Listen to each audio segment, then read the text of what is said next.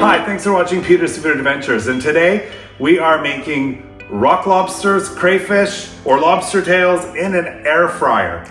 Now, this is a fairly large crayfish, split, cut in half. It's about half a kilo, that's about 1 pound, and it's really easy and tasty to make in an air fryer. Let's get started.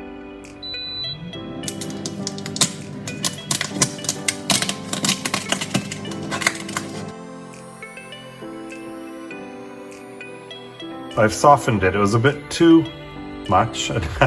Now it's too soft. Last time it was a bit too hard, but it's up to you. You get the picture. Be generous. And you'll baste this halfway through again with a bit more garlic butter.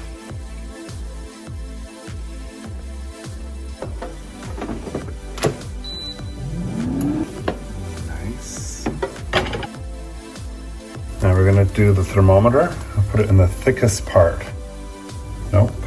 Needs more time. Depending on your air fryer, depending on the size of your lobster, put in at least 2 more minutes.